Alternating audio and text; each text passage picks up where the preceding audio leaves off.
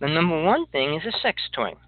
And by that I mean they're the object to sell anything or to promote anything. It's always a girl and she has to be half dressed. I'm not saying it's not pretty or anything, just saying it's the way men use women. The puppet, they have to do what they tell them to do, which is pretty sick. Now, becoming the slave, where the man has the power to tell everybody what they have to do in the household, where the woman doesn't. Obviously, sex. I mean, if we go into religions, even that gets more perverted than inside the United States. Meaning, in Muslim countries, where women can get beat if they don't have sex, they can get beat if they don't take a shower, they can get beat if they show themselves outside in public in any outrageous way, all those kind of things. And it's legal. So that's coming into the United States. And if women aren't aware of that, they need to understand and study Muslim religion. What their goal in life is, what their goal in death is, how they perceive dying, and what they expect to happen when it does. And I don't see how a woman, and this is as real as it can get, I do not know how any woman on this planet would want to be with a man whose desire is to die and be with multiple sexy big women and have sex nonstop for days. True. Read the Quran. I mean, it's not the number like whatever they said, 76 virgins. I mean, the stories are a little different. Read it. It's there. It says big-breasted women. So it goes into a lot of things where you have an erection for 4 to 5 days and nonstop. You know, that's delusional, and it has to do with negativity and has to do with Lucifer. But again, do you want that in society? Are we going to accept that into the United States? Well, we already are. Little by little, it's coming in. It's already taking up a lot of court cases in courts now. If it gets overloaded, they could start winning.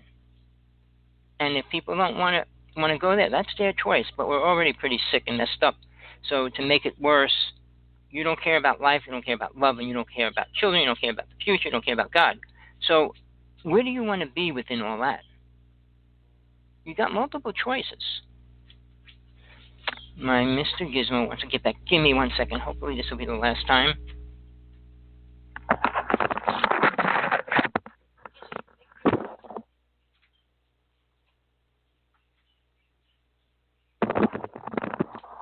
We had to take him out today, and he got really sick on the road today. He doesn't like driving. So, most women are, like I said, sex objects. Puppets, slaves, and a sometime lover. Most women get physically abused within any of this. Mental abuse as well. Because most men, and I'm a man, and I'm sorry to say that, but I experienced both sides of it and everything else in different levels of my past lives. But most men have this perverted idea, twisted idea of what they think women are, how they want it, and what they think about relationships, and are forced into a different reality than they want to be in. But love is a lie in most cases. It's usually temporary, which totally means it's a lie. And then when a person's not ready to give, it's definitely a lie. Okay. Women lose themselves in love, and they're willing to give themselves to that, where men are not.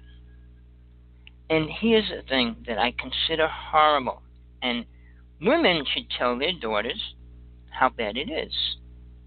Most men, starting at, I can only say, when they suddenly realize about sex and things like that it's how much they can have sex with how many different women. And they'll say anything to get it, which is the stuff that starts going into a girl's brain and taking away from who they are and what they are. And then obviously, if it can't be taken naturally, it's an abusive situation, and it's called rape.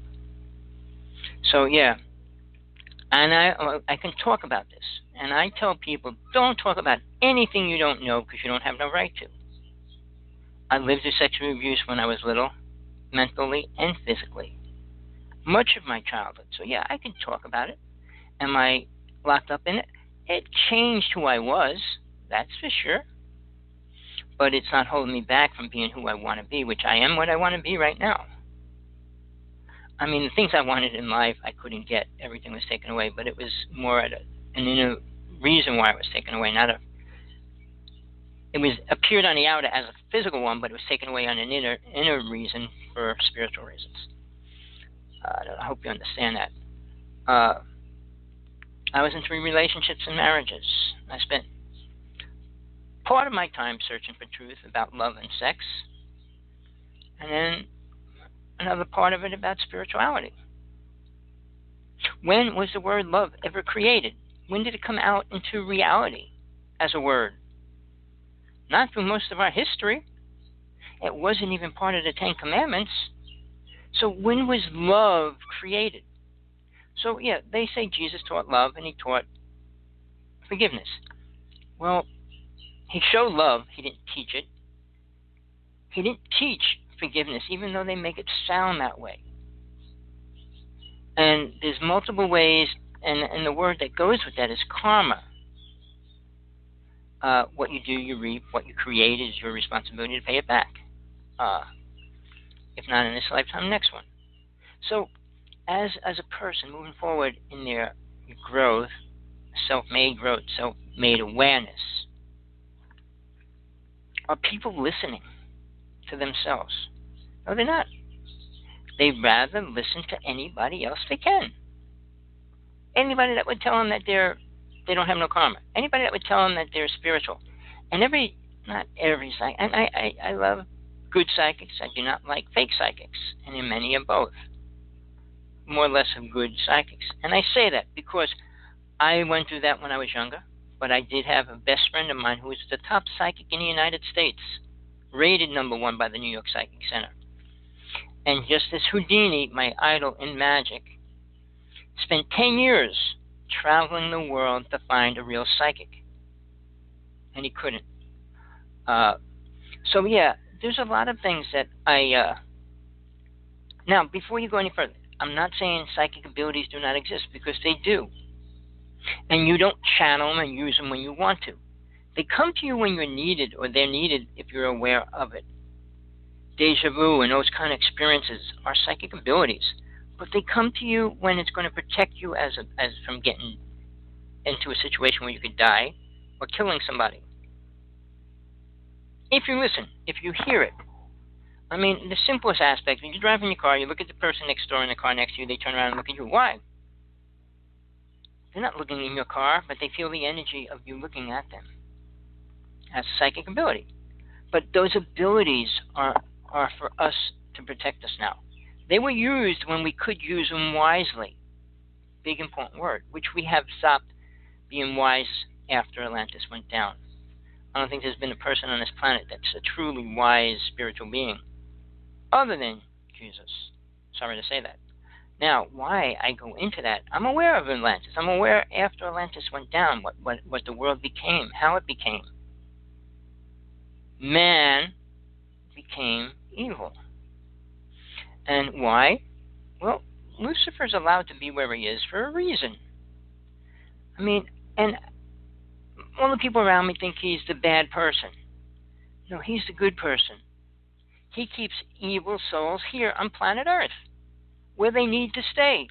They don't need to be in heaven or even go into the astral plane. Why? Why would we want them there? So they can get reformed, and they will still have to come back here. I know that. And I put my life on that. I don't know how many people could talk about things that they never did. Going into the astral plane where souls get reformed takes time, but time doesn't exist there the same way it does here. So, what do we do now? Okay, you're on a spiritual quest. Hopefully we all are, or start to get on one, or try to find out one, or try to bring some form of it into our lives. But then we have aliens on top of all this, which people deny. And we got demons. And I would say the word creatures. Dimensional entities. that affect us as well. Possession in the world, in the United States, has quadrupled. Seriously.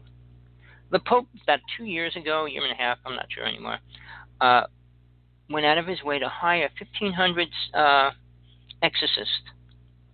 My good friend, who I will be bringing on in the next couple of weeks, hopefully, this is, to me, I consider him the top exorcist in the United States. Why? Because he does anywhere, average 200 to 300 a year. So, is there people? Not all of them are in that space of like The Exorcist or things like that, but if you believe it, it affects you. Whatever you believe affects every action and how you react to it. But then, here's the thing. If you say you're one with God, you have to know God, understand it. If you don't, you can't say you're one with it, because you don't know what God would do in a certain situation. If God was going to allow a tidal wave to wipe out a city, would you? Oh, no, that would be so bad. Well, do you think he's that loving being that you want him to be? I mean, children are going to die, dogs and cats are going to die, everybody's going to die. Look at what happened. Look at what, I mean, in Africa, 1 million people died 3 months ago in 1 month. So, is this what you believe as being protected or spiritual? The idea of all of it is a lot of lies twisted together. Most people in the Bible believe that the world will not be destroyed by water. Seriously, it will destroy the planet again.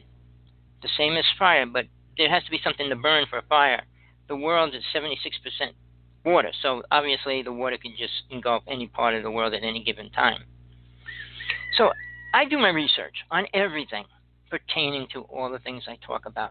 I do and compare with my experiences that I had with direct perception and going through it. I don't tell lies. I don't tell stories that aren't real. My first book, How to See God, is just what it sounds like, my experience getting to that point. My second book is my autobiography of all the things I did to get where I am now. I'm not saying they're all good. I'm not saying they're all bad.